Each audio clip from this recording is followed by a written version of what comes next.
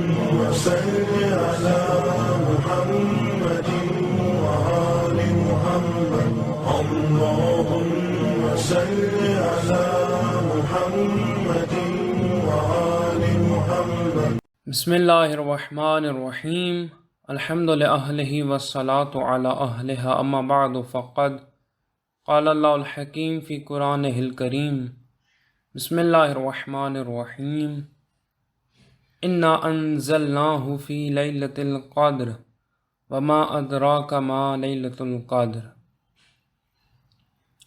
موالیان حیدر قرار محبان اہل بیت، قرآن مجید کی ایک شرح آفاق آیت کہ جس کے اندر خالق کائنات نے یہ ارشاد فرمایا انا انزلناہ فی لیلۃ القدر، بے شک ہم نے قرآن کو لیلۃ القدر میں نازل کیا۔ وما ادراک ما لیلۃ القدر، اور تم کیا جانو کہ لیلۃ القدر کیا ہے۔ یعنی خدا یہ کہہ رہا ہے کہ لیلۃ القدر کی وہ اہمیت ہے، وہ فضیلت ہے کہ آپ کو ادراک نہیں ہو سکتا، انسانوں کو علم نہیں ہے۔ اور صادق آل محمد ایک حدیث میں ارشاد فرماتے ہیں کہ ہماری دادی حضرت فاطمہ سلام اللہ علیہا وہ بھی لیلۃ القدر ہیں۔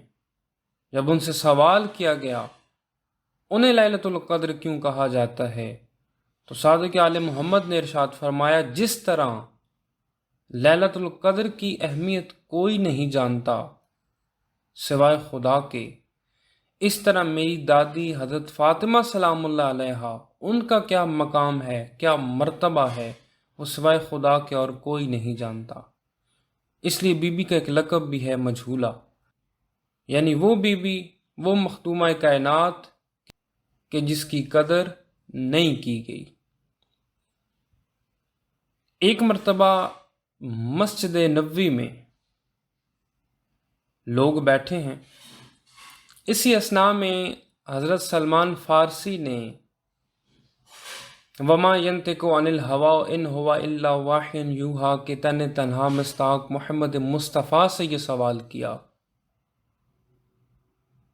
جناب سلمان فارسی نے کہا یا رسول اللہ سألتک باللہ، اللہ کے نام پر آپ سے سوال کرتا ہوں، اپنی بیٹی جناب فاطمہ کی ایک فضیلت بتائیے قیامت کے دن جو ان کی ظاہر ہوگی۔ حدیث کے لفظ ہیں کہ رسول اللہ مسکرائے اور متوجہ ہو گئے سلمان فارسی کی جانب، یعنی ویسے تو مسجد نبوی بھری ہوئی تھی، لیکن جب بات اپنی بیٹی کے فضائل کی آئی تو رخ پھیر لیا سلمان کی طرف اور کہا سلمان قسم ہے مجھے اس ذات کی کہ جس کے قبضہ قدرت میں میری جان ہے، قیامت کے دن میری بیٹی جس ناکہ پر سوار ہو کے آئے گی۔ اب دیکھیں یہاں رسول اللہ اس سواری کے خد و خال بیان کر رہے ہیں۔ پوری کائنات جمع ہو کے اس اونٹنی کو نہیں سمجھ سکتی تو فاطمہ کو کسی نے کیا سمجھنا ہے۔ رسول اللہ نے ارشاد فرمایا کہ قیامت کے دن میری بیٹی جس ناکہ پر سوار ہو کے آئے گی راسها من خشیت اللہ، اس اونٹنی کا سر خشیت الہی سے بنا ہوگا۔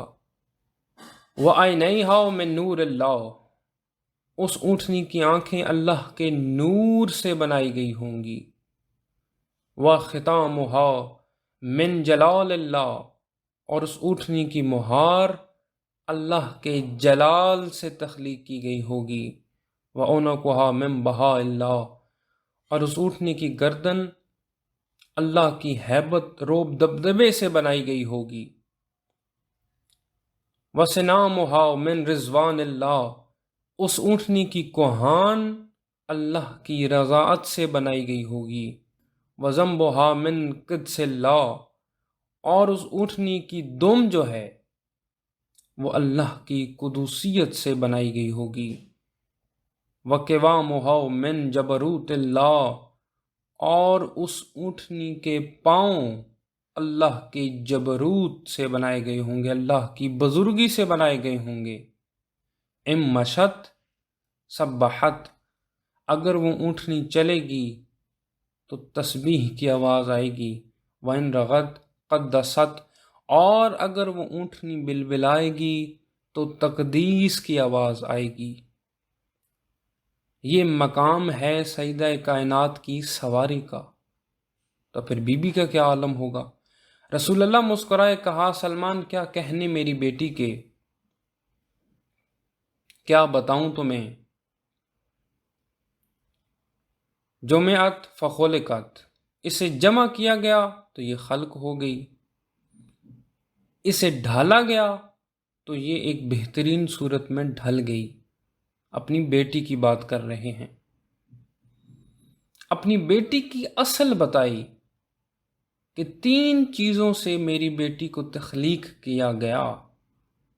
میری بیٹی کا ابتدائی حصہ مشکر اظفر سے ہے، میری بیٹی کا درمیانی حصہ وہ عنبر اشہب سے بنایا گیا ہے، وآخرها من زعفران الاحمر، اور میری بیٹی کا انتہائی حصہ یعنی تیسرا حصہ وہ زعفران احمر سے بنایا گیا ہے۔ اور پھر میری بیٹی کی طینت کو، مٹی کو آب حیات سے گوندا گیا تو یہ خلق ہوئی۔ اچھا، بی بی کی شان کیا ہوگی قیامت کے دن؟ رسول اللہ مسکرا کے بیان کر رہے ہیں، سلمان کیا بتاؤں تمہیں کہ وہ جو اونٹنی ہے اس کے اوپر ایک نور کی الماری ہوگی جس کے اندر میری بیٹی بیٹھی ہوئی ہوگی، اور عالم کیا ہوگا؟ جبرائیل عن یمینہا، میری بیٹی کے دائیں جانب جبرائیل چل رہا ہوگا، والمیکائیل عن شمالہا، اور میکائیل بائیں جانب کو چل رہا ہوگا، وعلی امامہا، اس اونٹنی کے آگے آگے علی چل رہے ہوں گے، والحسن والحسین من ورائہا، اس اونٹنی کے پیچھے پیچھے حسن اور حسین چل رہے ہوں گے۔ جب یہ اونٹنی عرش الہی کے سامنے آ جائے گی تو خدا کی ذات جناب فاطمہ کو مخاطب کر کے کہے گی، اے میری کنیز، آج مانگ مجھ سے کہ میں تمہیں عطا کروں اور میں تمہیں راضی کر دوں، جو مانگتی ہو مانگو۔ سیدہ کائنات ارشاد فرمائیں گی، رسول اللہ کے الفاظ ہیں، سیدہ کائنات ارشاد فرمائیں گی، او میرا اللہ، تو ہی میری امید ہے اور تو ہی میری امید سے بڑھ کے ہے۔ اچھا، میں 1 منٹ یہ یہاں بیان کر دوں کہ محشر کے دن عالم کیا ہوگا۔ محشر کے دن نفس نفسی کا عالم ہوگا، ہر شخص کو اپنی پڑی ہوگی، ماں بچے سے بھاگے گی، بیوی شوہر سے بھاگے گی، ہر انسان اپنے بارے میں سوچ رہا ہوگا۔ اور اس نفس نفسی کے عالم میں جب اللہ بی بی سے کہے گا، مانگو فاطمہ، جو مانگتی ہو آج میں تمہیں عطا کروں، تو بی بی پتہ ہے کیا مانگیں گی؟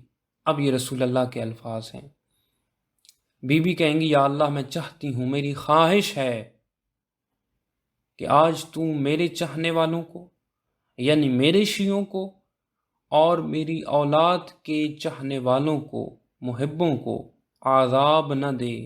اللہ اکبر۔ جب خدا یہ سنے گا تو خدا جناب فاطمہ سے یہ خطاب کرے گا، مجھے قسم ہے اپنی عزت اور جلالت کی، وارتفاع مکانی، اور مجھے قسم ہے اپنے بلند مقام کی،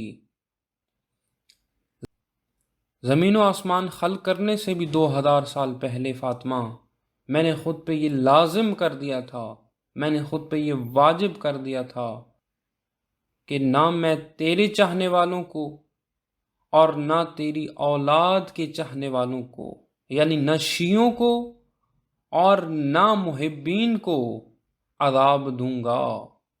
یعنی خدا نے خود پر یہ واجب کر دیا، وہ خدا جس پر کچھ واجب نہیں ہے، لیکن قاعدہ لطف کے تحت خدا نے فاطمہ کے چاہنے والے اور فاطمہ کی اولاد کے شیعوں کو عذاب سے مستثنا قرار دیا اور خود پر یہ واجب کر دیا۔ یہ مقام ہے سیدہ کائنات کا، مخدومہ کائنات کا۔ آخر میں دعا ہے کہ خدا کی ذات ہمیں اس بی بی سے متوسل کرے اور اس بی بی کی حقیقی محبت ہمارے دلوں میں اجاگر کرے۔ وما علینا الا البلاغ۔